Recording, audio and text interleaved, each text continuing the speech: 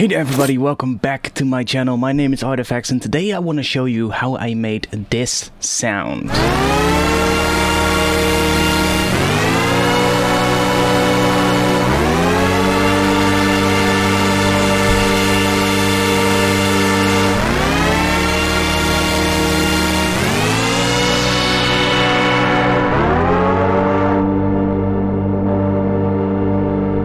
Before we're gonna dive into this patch though, if you wanna have this patch, then you can join my Patreon. Link is in the description below this video. If you decide to pledge some money from the second tier and up, you will get access to all of the patches in my sound design tutorials. So that has started with the last tutorial, which was the Messiah Respace tutorial. If you haven't seen that one, click the link at the top of the screen to see that tutorial. Now all of these patches are gonna be available on my Patreon, and this patch in particular is part of the ARTFX Patreon pack #1. It's called Bending Light, and I'm gonna show you how I made this patch. So let's get into it. So what I did right here is I have a chord progression, and what we're doing here is we're going from D sharp minor into B minor and then into G minor. So it looks a little bit spaced out, but if I bring, for instance, let's see, if I bring this note up, you're gonna see that this is a D sharp minor chord, and this note below here is another D sharp, so that's just a low D sharp note. So we just have a D sharp minor here, but we kind of inverted that so that the F sharp is an octave below these two notes. And then I have a B minor, so that D right here, if I move this one down, you can see it right here. We've got B, D, and F sharp, so that's a regular B minor. And then we've got a G minor, so if I bring this one down, you can see we've got G, A sharp, and D, meaning we've got a G minor. So those three chords are what I'm using in this progression, and this is what it sounds like by themselves, so with just a saw wave.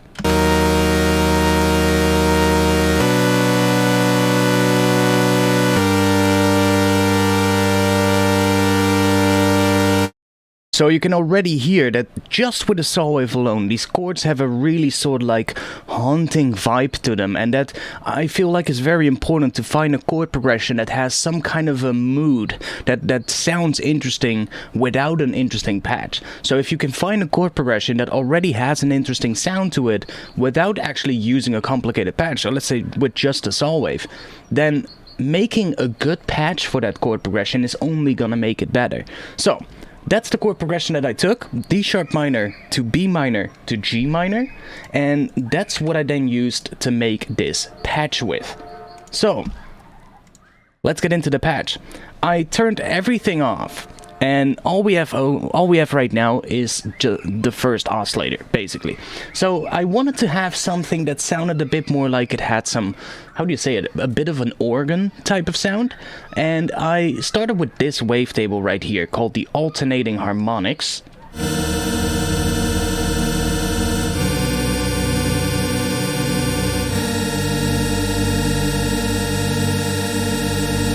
Which is a bit of an atonal sounding wavetable, and it has a bit of that sort of like organ type of sound to it, so that's why I use this one.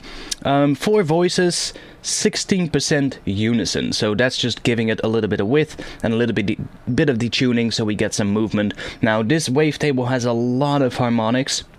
There is a fundamental frequency, as you can see. There's a clear sine wave visible in the waveform, but we also have these, you know, sort of like smaller sine waves in between, which are basically higher frequency sine waves, and there's a lot of them, so we get a lot of harmonics across the frequency spectrum.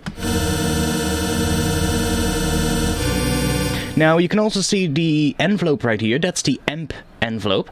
So what I've done is I added a little bit of attack, so we get a little bit of a smoother start at the start of the sound. And then I also have a good amount of release, so when I let a note go, it's sort of like bleeds into the next note that is being played. So right now we have a chord here, and then here the next chord starts. The end of this chord kind of just bleeds and blends into that next chord, making it all feel a lot smoother. Now, because it's a chord progression and because this is a pad, I'm not doing I'm not bringing the random phase down. I left the random phase all the way up to 100%. I did bring the phase itself down to 0. Not that it matters that much, because the phase is starting at random positions. So that's basically the first oscillator. And after that, I decided to add another oscillator. So this one is the classic fade, and this one no extra voices. And the classic fade is being used to FM oscillator 2. So oscillator 2 is being FM'd with this one, and I'm also using this bend mode. Now if I bring the bend mode all the way down, you can hear what oscillator 2, the classic fade, is doing to oscillator 1. So this is without the FM. And then this is with. So that already makes it sound a lot less harsh, and it sounds completely different. Now listen what happens when I bring the bend knob up here. So you can just find that right here, bend, and listen to what happens when I use that.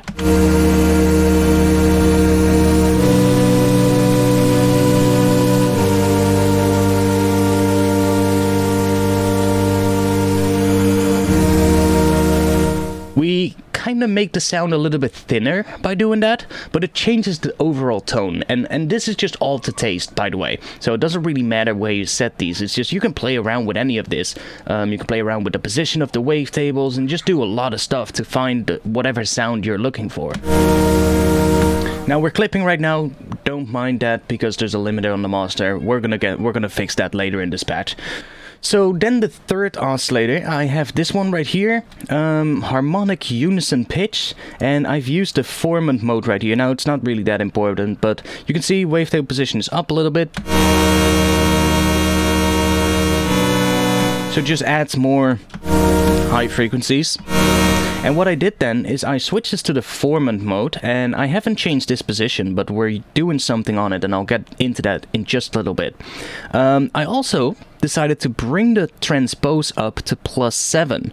So from this, we're going to this. Basically, I'm adding a perfect fifth on top of these two oscillators right here. This third oscillator plays a different pitch, and thus what happens when we start playing chord progressions is for every note that I play, I'm actually getting two separate notes. And it will sound good, because that perfect fifth will always sound good with the root note that you're playing. So we have some movement on this patch, and the first movement I want to get into is LFO number 1, because it's quite important. So I'm gonna go to the matrix here, and let me do this so that all the sources are underneath each other. Yeah, okay, that looks good. Let me turn these three on. So what are those? LFO number 1 is connected to the pitch of all three oscillators with a value of -12. So that's 1 octave down, and this is set to this particular shape, sort of like a kick drum kind of shape, and it's set to envelope mode with a rate of 1/1, so that's 1 bar in terms of rate. Bring the smooth all the way down, and now what we get is when we play a note, it sort of like starts playing the note from an octave lower than the actual pitch that I'm playing. And then during a 1 bar time, it bends up towards the note that I'm actually playing. So what I get is this.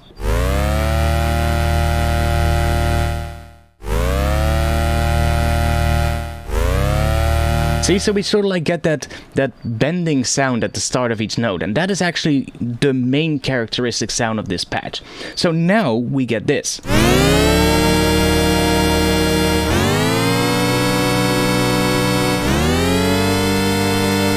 And that is where the character of this patch is coming from. So next up, I have a filter as well, filter 1, so that's just doing some low passing, and it's only doing low pass filtering on this first oscillator. So this oscillator and this one are not running through the filter.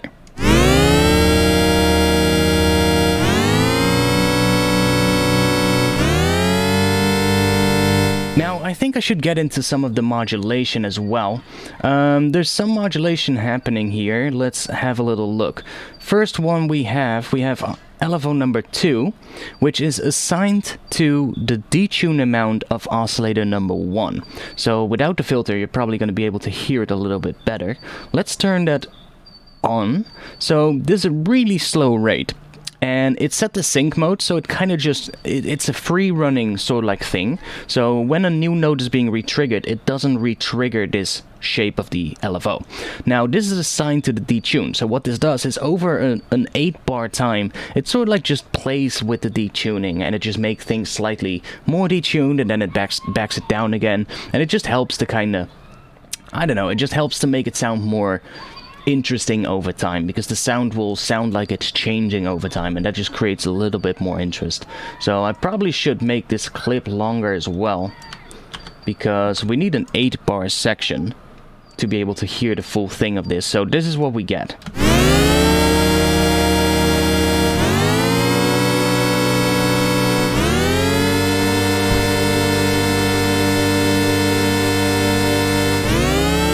Now it's very subtle, but this oscillator, this first one, it's just getting wider, and then it becomes less wide again. Well, not necessarily wider. It becomes more detuned, and then it becomes less detuned. That's basically what it's doing.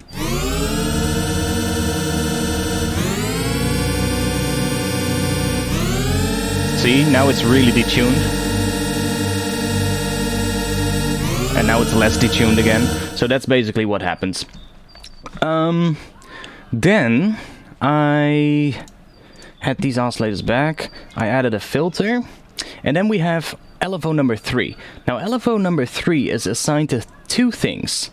They're both assigned to the 3rd oscillator.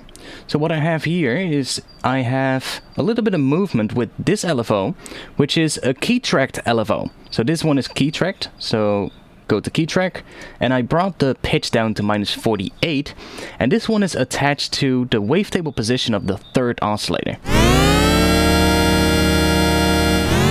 Now it's currently not doing anything because this modulation is being controlled by macro 1, so I also need to turn on these 2. So what I did is I first added LFO 3 to the wavetable position, and then I took the macro and just assigned it. Let's just take that one on LFO 2 for demonstration purposes.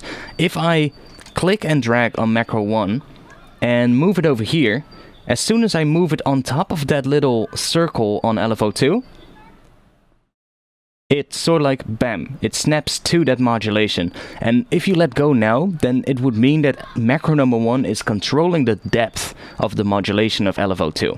So that's what I did on the modulations here on LFO 3. So I'm just turning those back on so we can actually hear what the LFO is doing. You can see the macro is all the way up, so that's when you hear the effect of the LFO. If I bring the macro all the way down, you don't hear this LFO doing anything at all. So with that one turned on, we now get some movement on this wavetable position.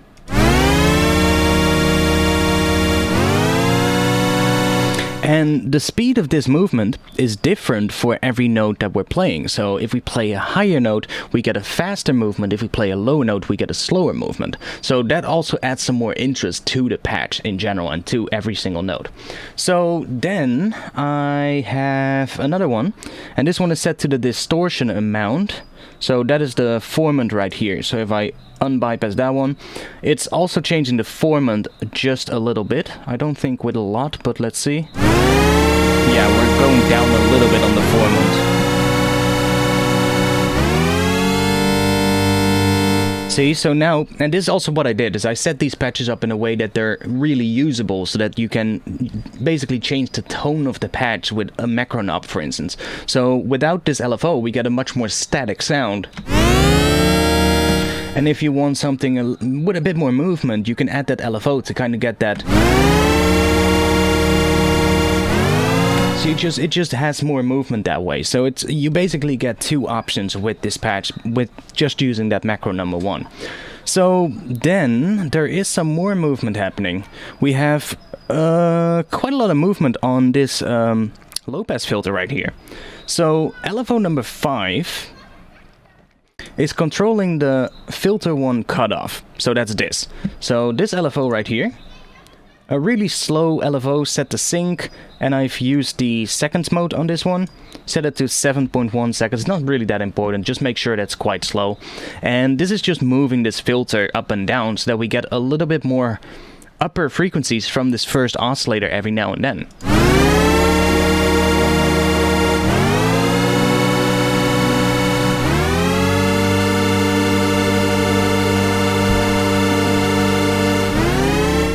So that helps, but I wanted to give it a bit more randomness. So I took random 1 and I assigned that to the same cutoff.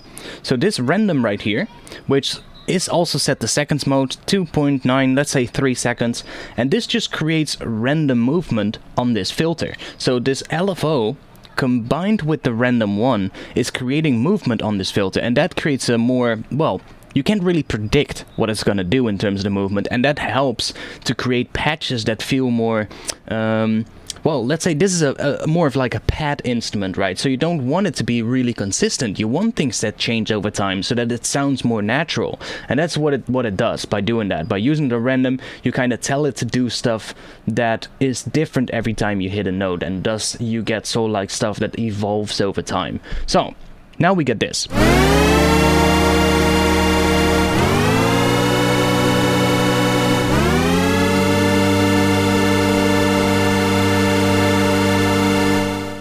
So next thing is I have LFO number 4.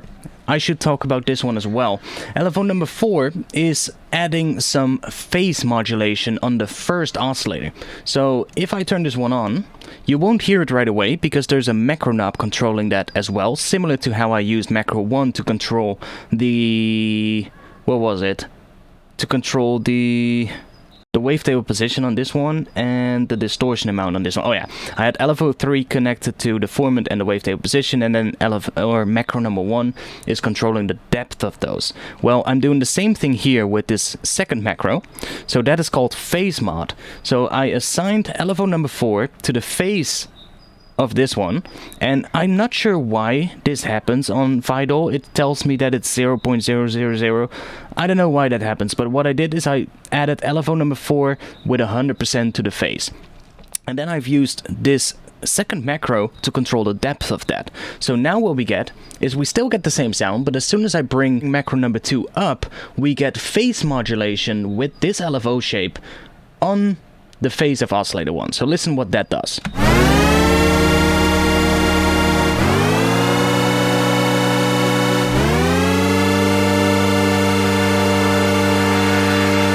And you can hear it more clearly as soon as I turn the other 2 oscillators off. Hear that?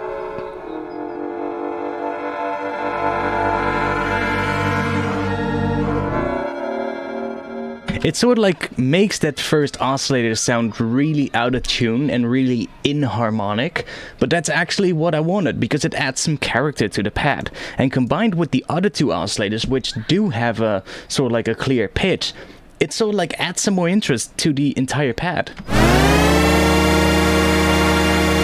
So we're still getting that clear sort of like pitch from the other 2 oscillators, but this one is in the background. And by using it, you kind of just, you change the tone of the pad, which is always nice to add stuff like this. That really adds some interest to the pad, and if we want to have that inharmonic sound, we can do that with this macro, so that's good.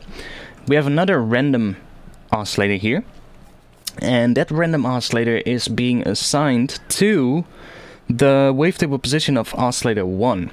So if I turn this one on, this wavetable position is now also going to move a random by this randomizer here. And this one is set to an 8/1 rate, so that's a really slow rate. And I've also turned on the stereo switch so that the left and right are going to be a different wavetable position. So what that does, it basically makes the randomizer stereo so that both the left side and the right side have a different position on the randomizer. And that way, if you assign it to something, the left voices and the right voices will sound different from each other. So now we get this.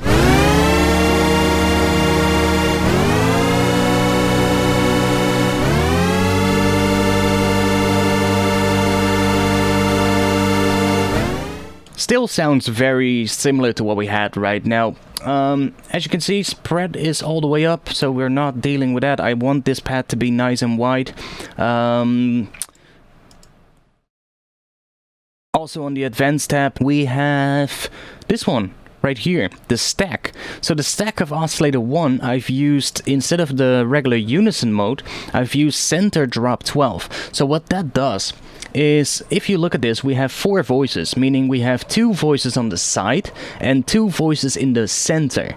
Now what happens is that center drop 12, what it does is it takes those 2 center voices and it drops them 1 octave down. So those 2 voices in the center are 1 octave lower than the 2 voices on the side. So if I play these, just play Oscillator 1, and let's play it on unison mode, this is what we get.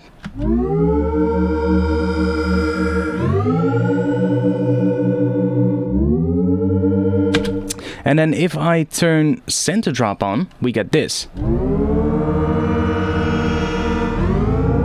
See, it's lower. Now, there is also something happening on here. Oh yeah, that's the detune amount, of course. You can see the detune amount being changed here as well, and you can also see that happening here. You can see the voices just drifting apart.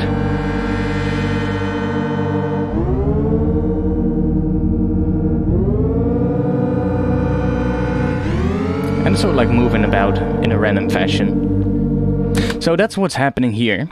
Now let's turn these oscillators back on, and there's one more movement happening on this filter right here. I've assigned macro number 4 to this same filter so that we can control the position of this filter with this macro 4 right here. So that just allows you to, basically when it's playing, more manual movement if you want to, so you can automate that and sort of like create more movement in the patch if you have to.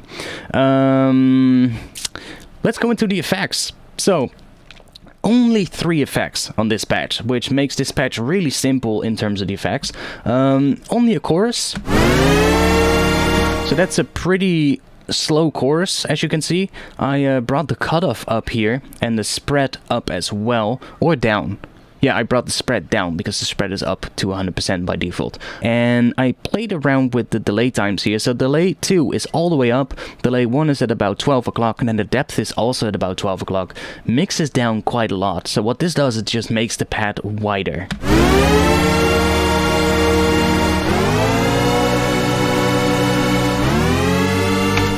So then we have some distortion. Now this is probably also going to take care of the clipping.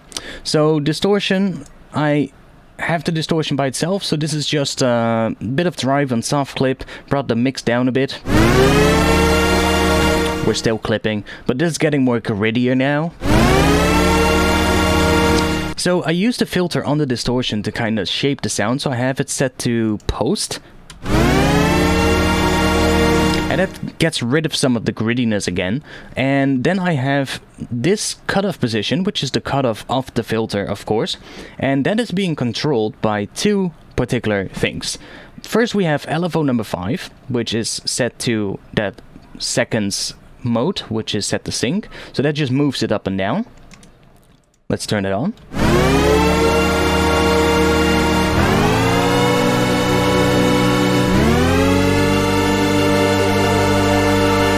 So that just creates some movement on that filter. And then I have a random one, which is also assigned to that filter, so it creates some more random movement on this bandpass.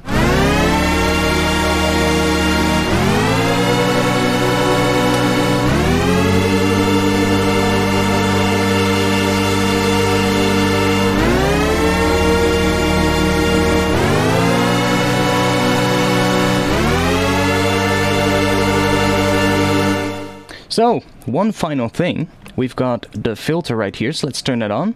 A digital 12 dB per octave low pass filter, so it's quite low passed. That's what we get. And then what I decided to do is apply macro number 4 to this low pass filter, so we can do this. We can open the low pass filter up with that same macro.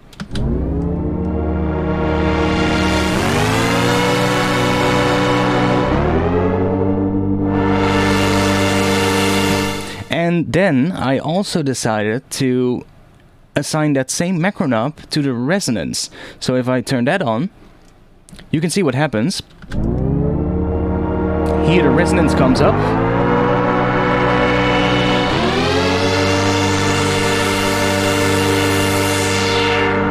Now you might notice that the resonance comes up and then at a certain point the resonance goes down again. So how did I do that? Well, if you go into the, let's see, this is assigned to macro 4. So let's click on macro 4 so we can see those modulations. You can see it's assigned to both the filter frequency and the resonance. Now if I go into the matrix and let's have a little look. So where is that automation?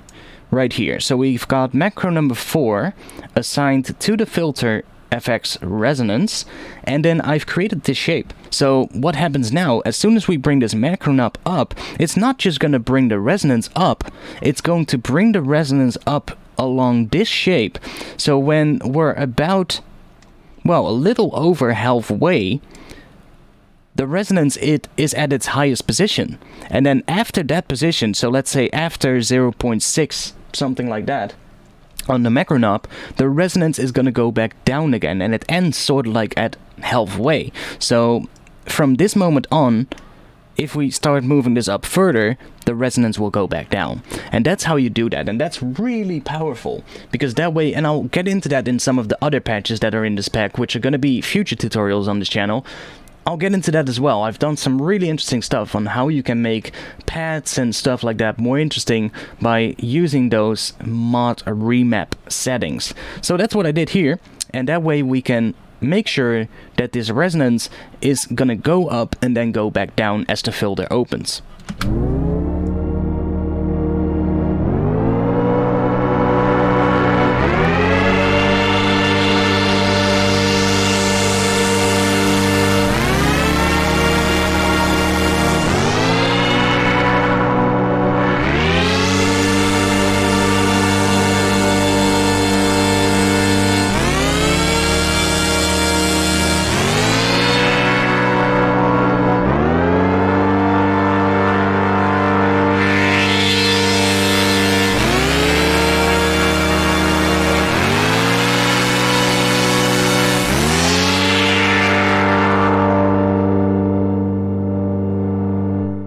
So, that's it for this patch. Now, if you want to get this patch, you can get this patch on my Patreon. Yes, I finally launched a Patreon page. After a lot of requests, people have been asking me if I had a Patreon and where they could find my Patreon.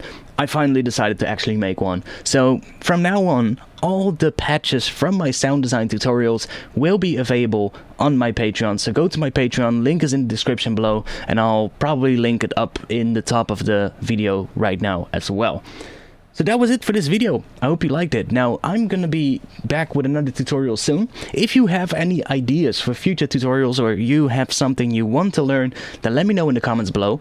If you have a question about this particular tutorial, feel free to ask it in the comments below as well, and I'll try and get back to it as quick as possible.